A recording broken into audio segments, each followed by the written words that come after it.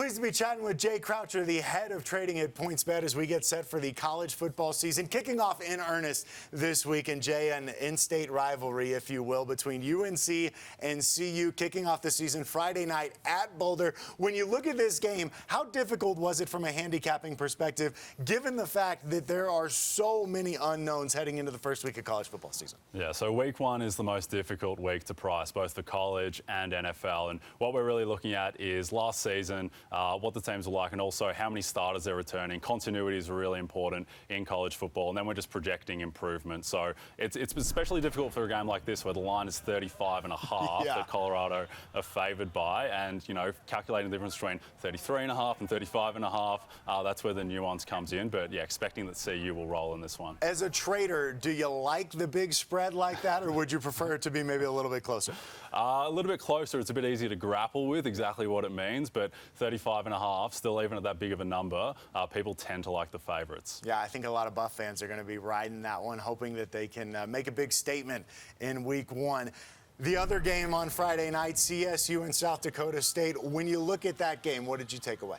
So CSU, even though they are at home, they are slight dogs. They're plus 3.5. And the reason for that is just a lot of uncertainty in key areas for CSU where, quarterback, there's some question marks. Also in the secondary, those are two areas where you don't want to have question marks. And CSU are going to have to deal with them. And so even at home, slight underdogs in this one. I've heard from Buffs fans, hey, wait a minute. PointsBet has the over-under for CU in terms of win total at 4.5. CSU is at 5. What's going on there? Explain that if you would. Yes, so that's purely about the schedule. CU have a brutal schedule. They're going to play 6 top 25 ranked teams, whereas CSU have a much, much easier schedule. So we think the Buffs are better. And if they were to play, we would make the Buffs a 7-point favourite over CSU. I know that there's a lot of football fans that want to see that game, and it's going to happen here in the coming seasons, but good to have the Rocky Mountain Showdown back once we finally get there. Let's talk NFL. And first of all, I want to point out, you guys have a great promo for the kickoff of not only the NFL season, but also some top 25 college matchups. Tell us about that.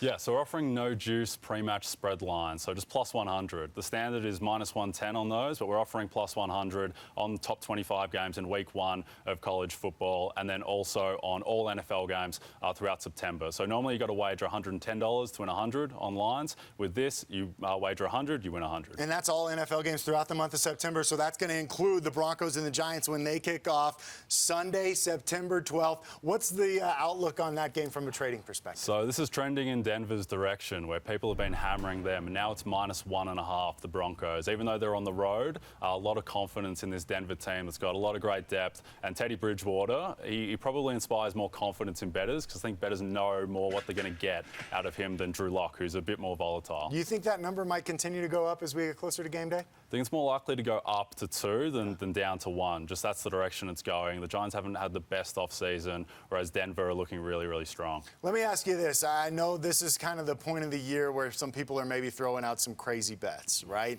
Anything like that caught your eye recently as you sat there in the PointsBet trading room and said, well, somebody's really going to place that bet?